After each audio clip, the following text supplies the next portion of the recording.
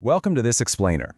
Look, I know you've already got your Network Plus knowledge down. You know what an IP address is, and you know what a switch does in theory. But today I'm stepping into the role of your senior network architect, and I want to welcome you to your very first day on the actual job. We're stepping off the pages of a textbook and right onto the data center floor to get into the real, practical configuration of Cisco equipment. So, take a deep breath, you're going to do great. Because here's the reality of the job market. Your certifications and your foundational knowledge are absolutely fantastic. Seriously, they got your resume past the HR filters, they got you the interview, and they got you a desk. But can you actually operate the equipment? Imagine this. It's your first morning. I walk up to your desk, drop a heavy, metal, completely blank Cisco Catalyst switch straight out of the box right in front of you, and I say, hey, we need this online, secured, and passing traffic for the new marketing team by noon. So now what do? That is exactly the high-stakes, real-world scenario we're going to solve right now. To get there, we've got a clear roadmap. 1. Navigating the CLI. 2. How switches actually learn addresses. 3. Securing your switch access. 4. Configuring switch interfaces. And 5. Bringing the network online. Okay, let's dive into Section 1. Navigating the CLI, or as I like to call it, getting your building security clearance. So you plug in your console cable, open your terminal emulator, and you're met with a blinking text prompt. It can be a little intimidating, but just think of the command line interface as a corporate building's security clearance system. Step 1 is user mode. This is basically the lobby. You can look around, run some basic verification, but you literally cannot break anything, and you definitely can't change how the building operates. Step 2 is enable mode, sometimes called privileged exec mode. You've swiped your badge and entered the server room. Here you have some pretty powerful access. You can view the entire running configuration and even disrupt the switch, like rebooting it. Finally, Step 3 is global configuration mode. Think of this as my desk, the architect's desk. When you type configure terminal to enter this mode, every single command you type actively builds and changes the network's behavior. You've really got to respect this mode. All right, moving right along to Section 2.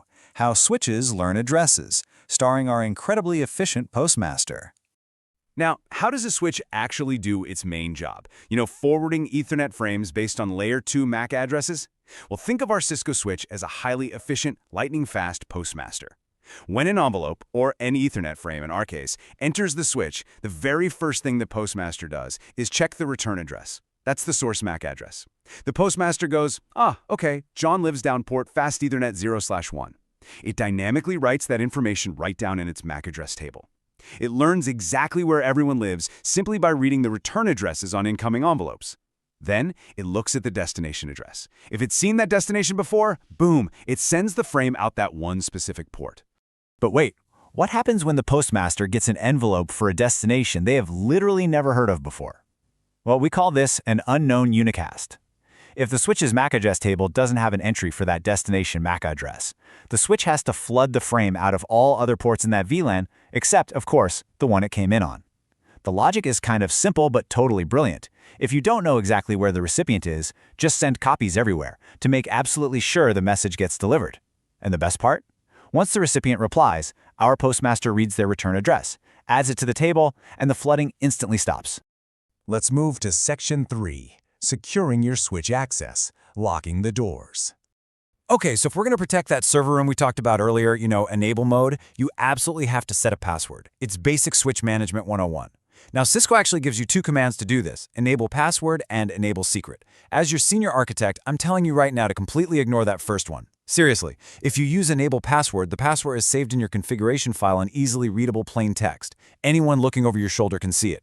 Instead, you must always use the enable secret command. This stores the password as a highly secure encrypted hash. Because let's be real, locking the door to your switch means absolutely nothing if you leave the key sitting in plain sight on the welcome mat. All right, on to Section 4, configuring switch interfaces. It's time to actually connect the cables. Because behind all those elegant text commands in the CLI, there are massive, dense bundles of physical cables connecting real servers, PCs, and other switches.